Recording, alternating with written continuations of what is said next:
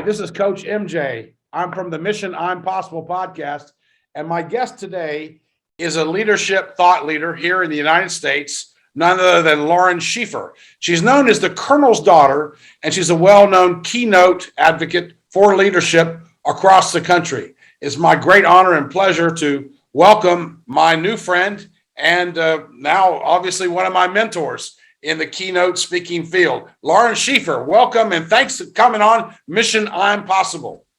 Thank you, Coach. Thank you for having me. It's my privilege. So Lauren, to kick this off, leadership is a big topic these days, and we won't get into any politics because at the end of the day, things change, kind of like the weather in Kansas, I'm told. Yes, indeed. Yes, but I'd like, because your trademark is and your branded is, you're well known as being the Colonel's daughter. Can you give the audience here just a little idea of how that came to be? Oh, absolutely. It came to be organically because my father was a lieutenant colonel in the United States Air Force. And he is one of the few people, not the only one, few people in the Air Force to receive the DoD medal without ever going into combat or serving at the Pentagon. And it was because of his leadership skills in engineering and his teams designing ordinances for the Air Force and ultimately airplanes. So as I was growing up, and Dad would be working on the cars or around the house or whatever, I would help him, which normally involved keeping him company and handing him a tool every now and then. And he would talk to me about life. And he imparted so many life lessons to me. I didn't even really understand the wealth, the gift that they were until after he passed. Nowadays, I call them kernels of wisdom. And they are the basis of two of my books and my video blog and all of that. But also because of who my father was, I had the privilege of sitting at the feet of some other additional amazing, significant leaders. So I've learned from the very best. It sounds like you have. And many of us, just like you and your father, took our leadership knowledge or our perspectives from our surroundings. And so many leaders I've met throughout the world, having coached and mentored leadership programs in several countries, they seem to have all been modeling the old Jackie Gleason leadership school, which is kick the trash can, who's in my parking spot, and scare the heck out of the staff. And that's how you let them know who's boss. Fear, fear, fear, drive that fear. What do you think about that, Lauren?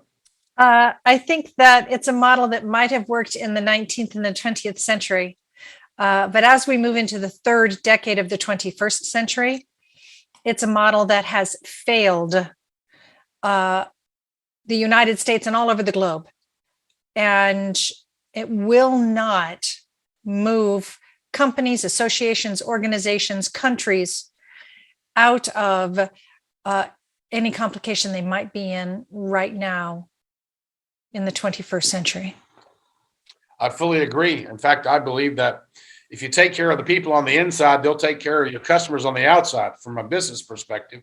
Mm-hmm. But not too many of those are 100% on board with that. Tell me, do you believe that leaders are born or can they be made, created, and taught? I believe very strongly they can be created and taught. Leadership is a discipline. Now, are there some people that have natural leadership abilities? Absolutely. Just like there are people who have natural athletic abilities and natural creativity abilities. But any elite athlete will tell you that the natural ability they were born with only got them on their high school team. It was the discipline and the effort that was put in after they recognized they had natural abilities that make them elite athletes. And the very best artists will tell you the same thing. The very best bakers will tell you the same thing. Any natural leadership capability that you have is a leg up, but that's all it is. After that, it's a discipline, an intentional discipline of learning concepts and skills and applying them every day. Yes, I agree with that too.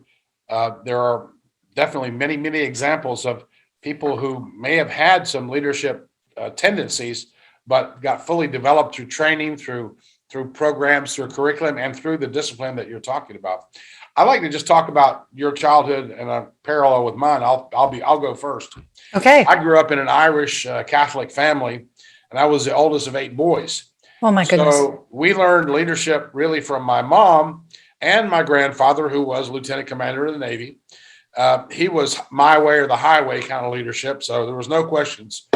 There was no HR. You don't go to HR with him. It's like, yes, sir. And my mom, she would post up all the chores that you had to do that week, and she'd post them on the refrigerator. And the first place what I was doing is I would give some of the jobs to some of my younger brothers because they knew I could put them in a headlock. And later on, I found out that was actually leadership and that I was actually delegating. Um, Give us a little bit about your childhood leadership experiences. You could call that delegating. That's a fancy term. I guess that's like Tom Sawyer was delegating the painting of the fence to Huck Finn. Exactly, Samuel Clemens. Thank you very much. My leadership growing up, as I said, and we affectionately refer to him as the Colonel, even though he retired as a lieutenant colonel. He's still called Colonel. And the Colonel worked very, very hard throughout his life to infuse both of his daughters. No sons. My father was the only son out of 14 children. He had 13 sisters. He married and had 2 daughters. I think at some point he must have really said, could you just give me a son? But that didn't happen. And so he worked really hard to infuse his daughters with what he believed we needed to know to be healthy, happy, and have a positive impact on the world. And I think perhaps because of his size, my father stood 6'6.5" and was 285 pounds on his very leanest day. Furthermore, he had a personality that entered the room 5 minutes before he did. And Dad knew that because of his very size, he could lead through intimidation if he chose to. But he chose not to. He wanted people working with him, not for him. And because he knew that he was raising daughters in a patriarchal environment where we would have to work 3 to 4 times as hard to get where a man naturally would get, he needed to really sharpen the skills that he was giving us. And you believe he was consciously doing that the whole time? You believe that was really his master plan? He was almost like the father of the tennis sisters, Serena and Venus Williams. Yeah. He had a master plan. I don't know that he consciously said that to himself, but looking back, it was infused in absolutely everything he did and said. That's awesome. And do you think that today, when you go into organizations and you train their leadership, or you help sharpen their skills of leadership, and you give them much of the wisdom that you've obviously taken the kernels of wisdom from the Colonel, and from your own corporate experience, do you believe that empathy is a vital commodity today? Empathy is essential. It is absolutely essential. I think a lot of people misunderstand empathy, though. Empathy is the ability to recognize what someone else is feeling and acknowledge their right to feel it, whether you agree with it or not. And I think what people get confused with a little bit is empathy does not require that I take on that feeling with them. I don't have to cry with you. Okay, so it's to not like an acknowledge your empath right on to Star cry. Trek. It's not like the empath on Star Trek. No, They feel see, all and your lots feelings. of people confuse that. And I Yeah. certainly know people who are empaths, natural empaths. Right. And and those who are my consulting clients, and I have a couple, my consulting clients who are natural empaths, and we have worked together to build filters for themselves so that they can build armor for themselves to be effective in the face of someone else's overwhelming emotions. Yes. Because to me, the key thing about empathy is acknowledging your right to feel the way you feel, whether I agree with it or not, without having to take that feeling on myself. Yes. And I agree. And of course, being in the executive roles that I've enjoyed, of course, making every mistake you could possibly make as a young executive all the way through, I've also learned that if you're not in touch with your people, if you're not putting some of their feelings and their needs first, saying this is how you need to do it, is never going to work. No. The most, and long before I ever heard the name Simon Sinek, who has branded the concept of the why, I got that from my father. You have to give them the why behind the what. Okay, so every human being on the planet has an invisible sign hanging around their neck. And that sign says, make me feel important. There you go. Dale Carnegie 101. Underneath that sign, in itty bitty letters, it says, and what's in it for me? You have to give them the what's in it for them. You have to give them the why behind the what. How's it going to benefit them to buy into your idea?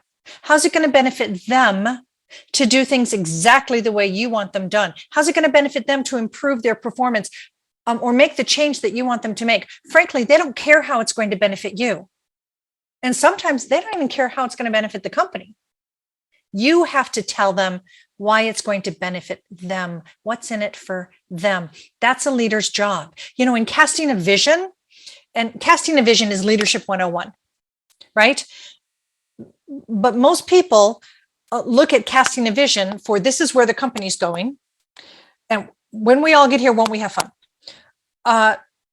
Casting a vision, when you get into significant leadership, it's really about painting a picture for each and every employee individually.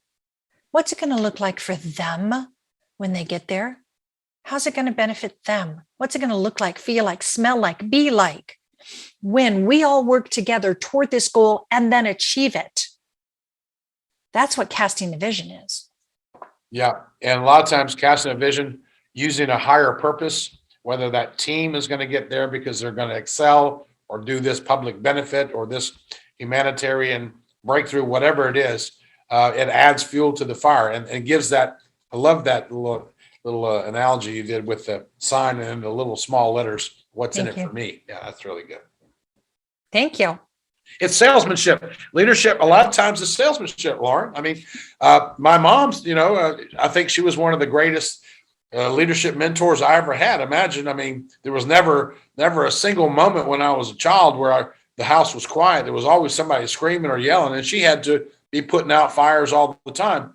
And she had to not just do that, but she had to micromanage, and she had to multitask, and she had to win you over and give you a why. Why me? I can't even imagine. I can't even imagine that level of chaos. She's a saint. I had lunch with her yesterday. She's a saint. And she laughs about it.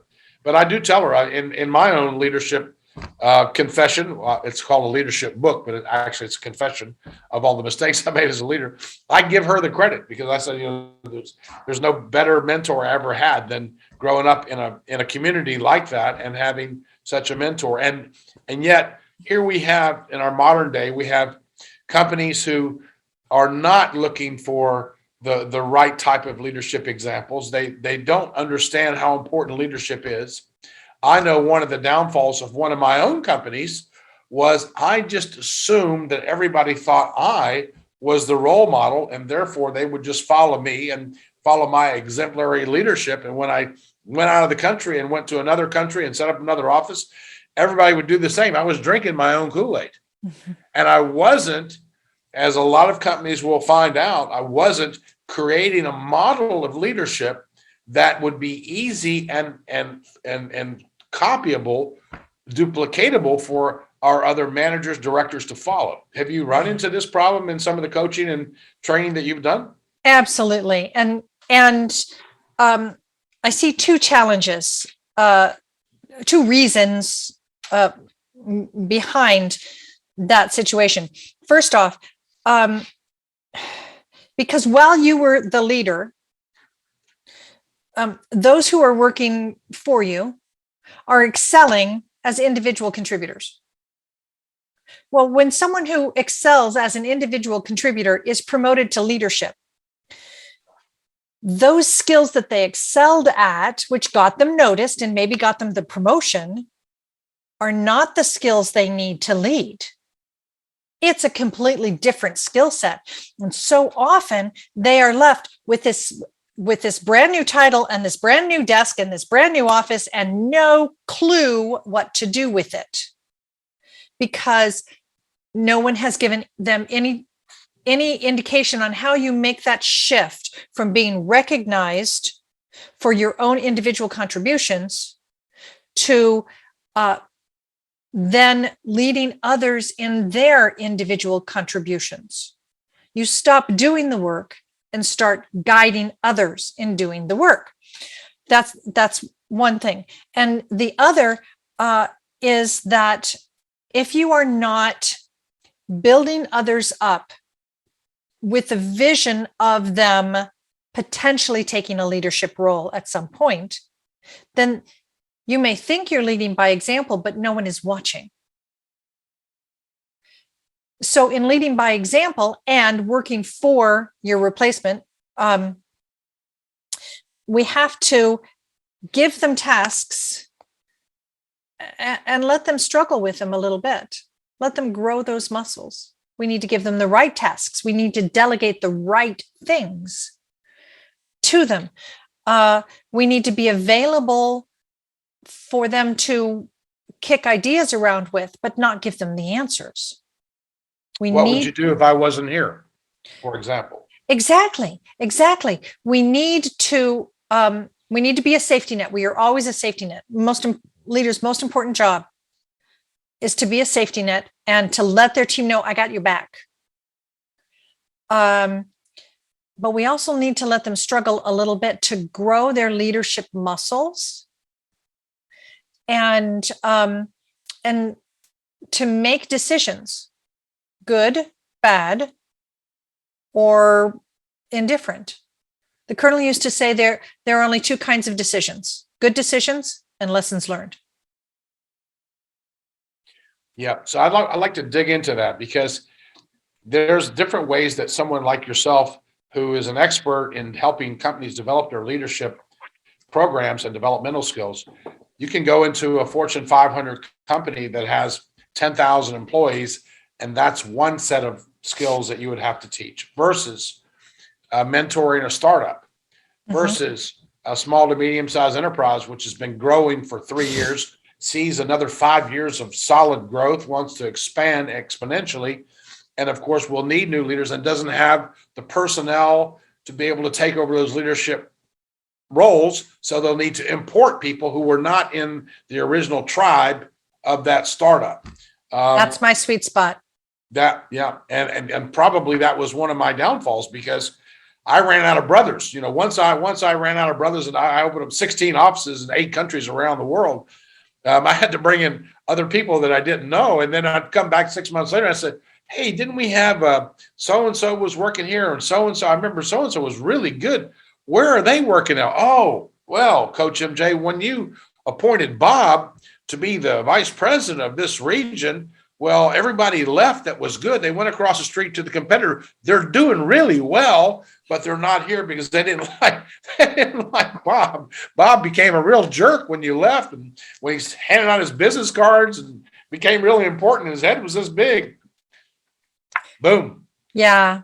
which is why it's important whenever possible to build from within rather than bringing someone in from the outside who on your team that is already known and trusted, well liked, and has bought into whatever it is the company is doing or selling. Who on your team do you see as the next level of leader? If you're going to bring people in from the outside, bring them in at the entry level and grow them. You know, I am from Kansas City, and I am a massive sports. Well, I grew up in the Air Force. I'm not from anywhere. I currently live in Kansas City. Well, as a military brat, just to clear it up, you were everywhere, correct? Absolutely. Yeah. And I currently live in Kansas City, and I am a massive sports fan. And obviously, in the fall, there's nothing but Chiefs in my head. And now we're in baseball season. And the Royals, boy, I love my boys in blue. I really do. Sometimes they make it very difficult for me to love them.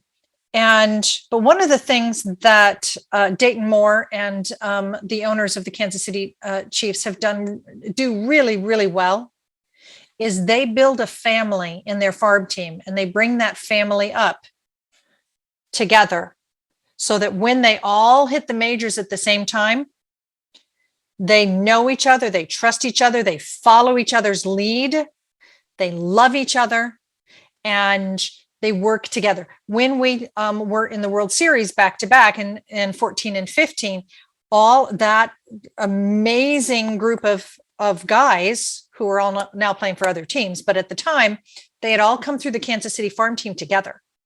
And now, although we're struggling this year, we see a farm team that started several years ago, all coming to the majors at the same time.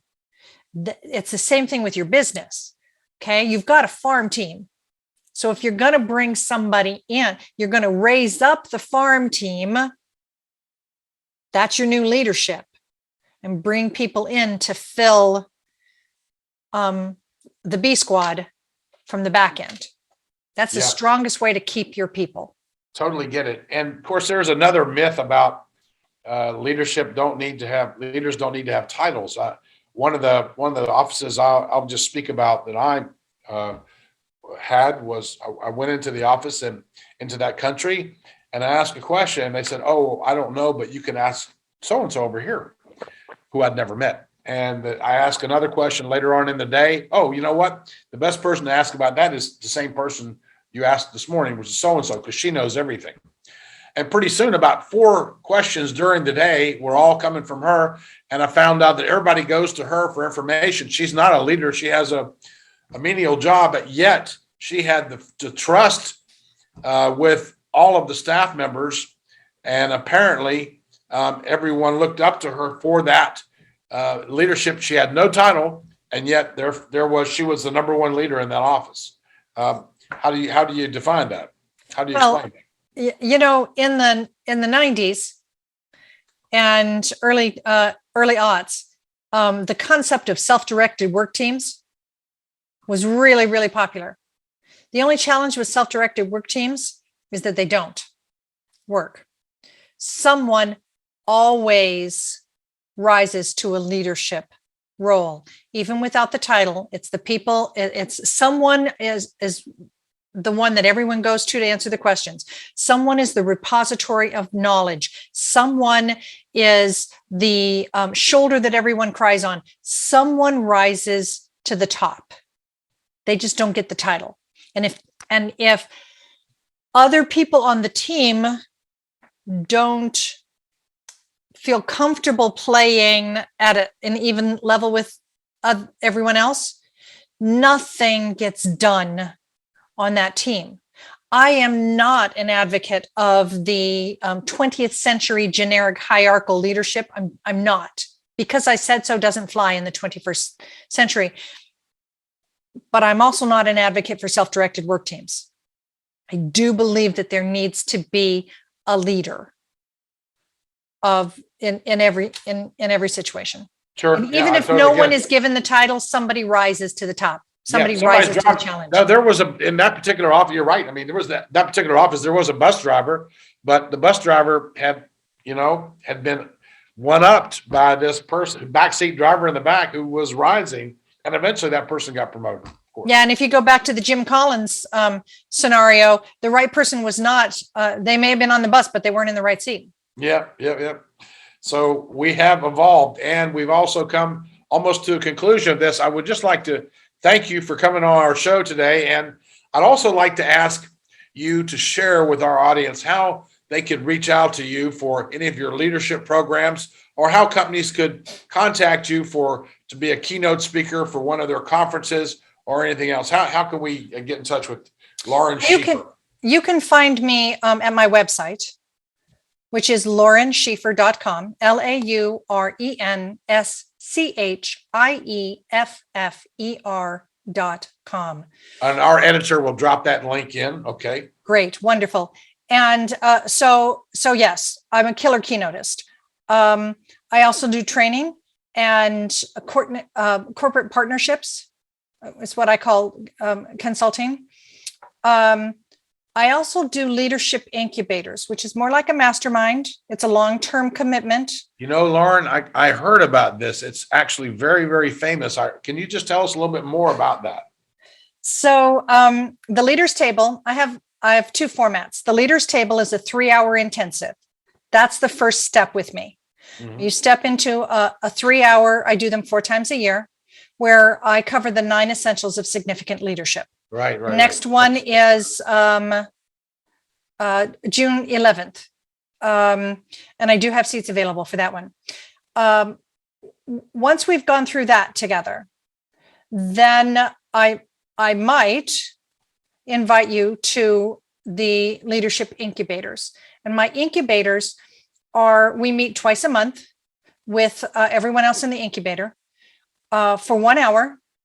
And it's just ongoing leadership mentoring. There's not a set curriculum, because when you have a set curriculum, the implication is that when you're done with the curriculum, I hand you a certificate. Congratulations, you're a leader. That's not the way leadership works. Right. It's an ongoing discipline. So to join my incubators, I ask for a 12-month commitment at minimum, and then you can renew if you choose. I haven't had anybody step out at 12 months. No. So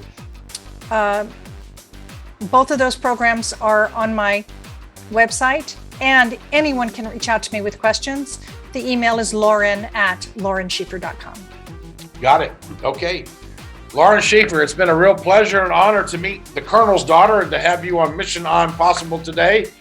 There's just a ton of information that we could get from you. I'm sure there are more nuggets and kernels that we could get out. Love to have you back another time on our Leaders Incubator on this show. And until then, I've sent you a big salute, and keep leading. Thank you. Thank you. Bye-bye. Like, share, and subscribe. Follow our podcast on Podbeans, Google Podcast, Spotify, Amazon Music, and YouTube. Links are in the description below. Thank you.